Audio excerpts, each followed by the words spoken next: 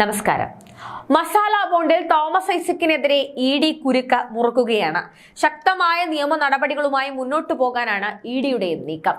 Masala ബോണ്ടിന്റെ സൂത്രധാരൻ Thomas Isaac ആണെന്ന് ED കോടതിയിൽ വ്യക്തമായിരിക്കുന്നു എന്ന ഗുരുതരമായ വാർത്തയാണ് ഇപ്പോൾ പുറത്തു വരുന്നത്. ഇടപാടിലെ നിയമസാധുത പരിശോധിക്കാൻ ഐസക്കിന്റെ മൊഴി എടുത്തേ മതിയാകൂ എന്നും ഇഡി കോടതിയിൽ വ്യക്തമാക്കിയിരിക്കുകയാണ്. ഇതോടെ മസാല ബോണ്ട് മാത്രമല്ല, തിരഞ്ഞെടുപ്പ് കമ്മീഷന്റെയും സംശയനിഴലിലായിരിക്കുകയാണ് ഇടത് സ്ഥാനാർത്ഥി കൂടിയായ തോമസ് ഐസക്.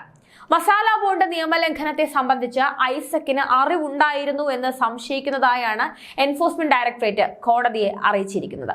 കിഫ്ബിയുടെ മറുപടിയിൽ ഇക്കാര്യം വ്യക്തമാക്കിയിട്ടുമുണ്ട്. ബോണ്ട് സംബന്ധിച്ച് പ്രധാന തീരുമാനമെടുത്ത വ്യക്തിയും ഐസക് തന്നെയാണ്. തിരഞ്ഞെടുപ്പ് അടുത്തിരിക്കെ തോമസ് ഐസക് തളർന്നു വീഴുകയാണ്. സ്വന്തം പാർട്ടിയിൽ നിന്നും തോമസിനെതിരെ തിരിയുന്നവരും ഉണ്ട് എന്നാണ് റിപ്പോർട്ടുകൾ പുറത്തു വരുന്നത്. ഏത് കാരണത്താലാണ് തനിക്ക് സമൻസ് തരുന്നതെന്ന കാര്യം ഇഡി വ്യക്തമാക്കിയിട്ടില്ലെന്നായിരുന്നു തോമസ് ഐസക്കിന്റെ വാദം. എന്നാൽ 2021 മന്ത്രിസ്ഥാനം ഒഴിഞ്ഞു.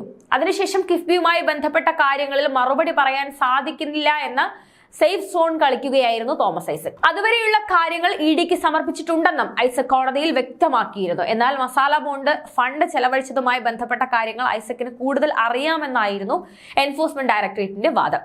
ഐസക്കിനെ അറസ്റ്റ് ചെയ്യില്ലെന്നും ചോദ്യം ചെയ്യുക മാത്രമേയുള്ളൂവെന്നുമാണ് ഇഡി ഇപ്പോൾ കോടതി അറിയിച്ചിരിക്കുന്നത്. കേസിൽ പിടിക്കപ്പെടാതിരിക്കാൻ കഴിയുന്ന പണി 18 പയറ്റുകയാണ് തോമസ് ഐസക്.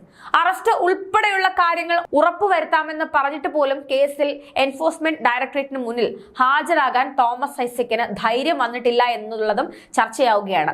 അത്തരത്തിൽ ഒരു തെറ്റ് അദ്ദേഹം ചെയ്തില്ല എങ്കിൽ എന്തിനാണ് പിന്നെ ഇത്ര വിറയ്ക്കുന്നതെന്ന ഉത്തരം കിട്ടാത്ത ചോദ്യവും ഇപ്പോൾ ജനങ്ങൾക്കിടയിൽ ഉണ്ട് എന്നാണ് പുറത്തുവരുന്ന റിപ്പോർട്ടുകൾ.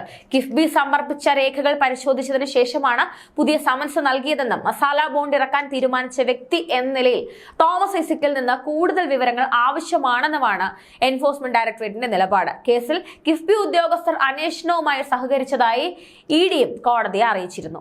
അതേസമയം കേസിൽ പിടിക്കപ്പെടാതിരിക്കാൻ കഴിയുന്ന പണി 18 പയറ്റുകയാണ് തോമസ് ഐസക്. അറസ്റ്റ് ഉൾപ്പെടെയുള്ള കാര്യങ്ങൾ ഉണ്ടാകില്ലെന്ന് ഉറപ്പുവരുത്താമെന്ന് പറഞ്ഞിട്ട് പോലും കേസിൽ ഇഡിക്ക് മുന്നിൽ ഹാജരാകാൻ തോമസ് ഐസക്കിന് ധൈര്യമില്ല. വേനലവധിക്ക് ശേഷം കേസ് പരിഗണിക്കുന്നത് പത്തനംതിട്ടയിലെ LDF സ്ഥാനാർത്ഥി കൂടിയായ തോമസ് ഐസക്കിനെ സംബന്ധിച്ച് വെറും ആശ്വാസം മാത്രമാണ്. ഇഡിയുടെ ചോദ്യങ്ങൾക്ക് മുന്നിൽ തോമസ് ഐസക് വിറയ്ക്കുമോ എന്ന് ഇനി കണ്ടറിയേണ്ടിയിരിക്കുന്നു.